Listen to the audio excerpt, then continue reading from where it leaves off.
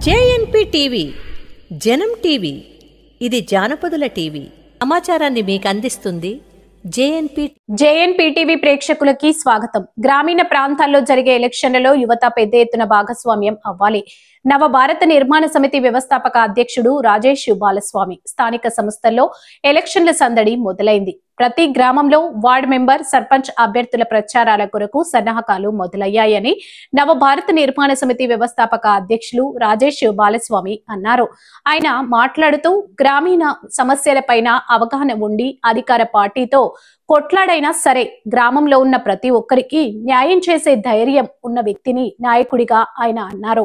రాజకీయ పార్టీలకు తొత్తులుగా ఉండి గ్రామంలో ఐకమత్యంగా ఉండే వాతావరణాన్ని చెడగొట్టి నాయకులుగా చలమణి అయ్యే పెద్దలకు తగిన బుద్ధి చెప్పవలసిన సమయం ఇదేనని ఆయన అన్నారు. స్థానికంగా నాయకుడిగా ఎదగాలి అనే ఆశతో బాగా ఖర్చు చేసి ఆర్థికంగా దెబ్బతినొద్దని, డబ్బిచ్చి కొనే ఓట్లు మనల్ని ఏ రోజు నాయకుడిగా చేయవని, గ్రామ అభివృద్ధి కొరకు 5 సంవత్సరాలలో మీరు మీ గ్రామానికి ఏం చేయాలనుకుంటున్నారు స్పష్టంగా గ్రామ ప్రజలకు వివరించి వారి ఆశీస్సులు పొందండి ఆయన కోరారు. రాజకీయాలు, పార్టీలు అని గ్రామ ప్రాంతాల్లో ఉన్న ఐకమత్యాన్ని అస్సలు విడగొట్టొద్దు. రాజకీయాల కొరకు స్థానికంగా ఒకరికొకరు శత్రువులు అవ్వకూడదు. గెలుపైనా ఓటమైనా అది సమిష్టంగా గ్రామ అభివృద్ధి కొరకే ఉపయోగపడాలని ఆయన అన్నారు.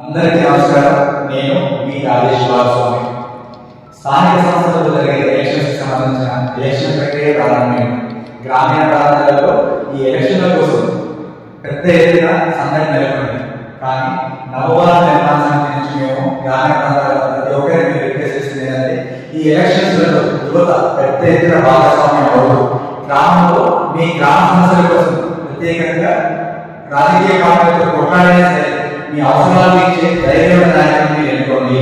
ఎందుకంటే రాజకీయ పార్టీలకు తొత్తులుగా ఉంది గ్రామీణ ప్రాంతాల్లో ఉన్న ఐకమత్యాన్ని జరగదు. రాజకీయ పౌరులైన వ్యక్తులను ఈ యొక్క ఎలక్షన్స్లలో మీకు వాళ్ళు తగిన బుద్ధి చెప్పాలి.